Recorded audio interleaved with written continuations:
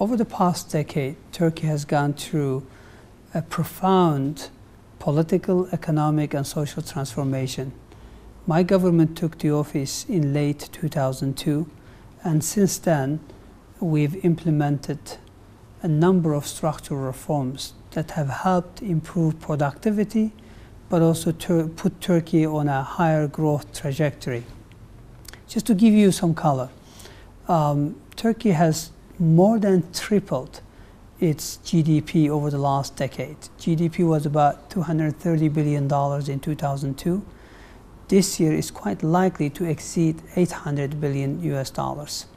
Turkey is currently the 6th largest economy in Europe and 16th largest globally.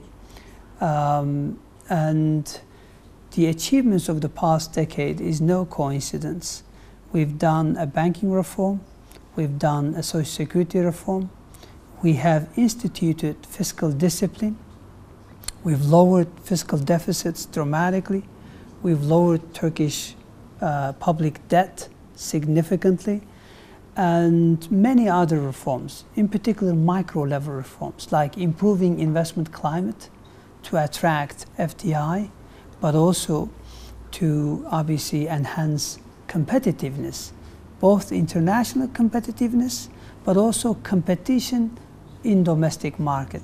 All of these have helped. We've done privatization.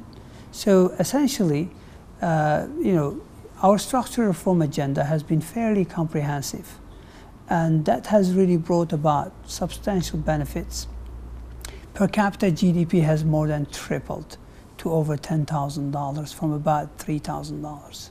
So clearly, much of these achievements is to do with political stability. Of course, it's not only good politics, but also good policies, meaning sound macroeconomic policies. So that's really how Turkey has managed to move almost from being on the brink to a position where really, relative to Europe today, many international commentators or analysts look at Turkey with an enviable position. Between 1980, when Turkey began to open up to international, to global economy, to liberalize its economy, between 1980s to all the way to 2002, Turkey attracted only a $15 billion worth of investments. This is stock. But since 2003, we have attracted almost 120 billion US dollars. That is still nowhere near Turkey's potential, but it gives you some color. As Turkey has changed, as Turkey has put its houses in order, that actually we managed to secure confidence and credibility. Let me again give you another piece of data. When we took the office, only 5,600 international companies were operating in Turkey. But since then, that number has gone to over 30,000 international companies. So what we have done has essentially worked, and I think the success is there. Of course, the work is unfinished. I mean, FDI this year of about, let's say, $15–16 billion is still, in my view, small relative to the size of Turkish economy, relative to the potential. We've got 75 million Turks, and the median age in this country is about 29 years. So we've got very young population, an economy that is growing fast, but equally important, you've got a very sizable domestic market. So for example, 70 to 75% of Turkish GDP is generated by private consumption. So if you look at purchasing power parity, GDP is roughly about $1.1 trillion. When you consider that, almost more than 2/3 of this is private consumption, it gives you some color as to the size of domestic, consumption, domestic market.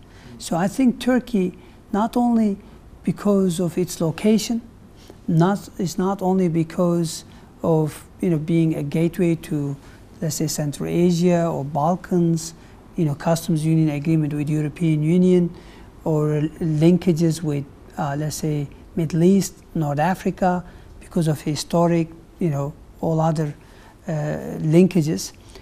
Turkey, simply because of sheer size of domestic market, it should be an attractive destination for foreign direct investments.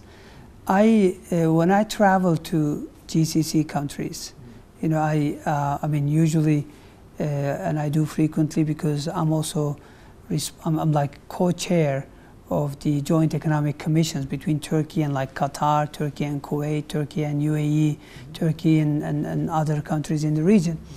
I can tell you that, in the past there was a fair bit of skepticism towards Turkey, but it is changing, and there are still huge opportunities, simply because of the size of the economy, and as I said, I think the opportunities of joint ventures, because a joint venture with a Turkish company or in Turkey essentially allows you to genuinely tap into Russian market, Central Asian market, Middle Eastern market, of course, is already there, North African or generally Africa, we are quite active, Balkans, Europe in general.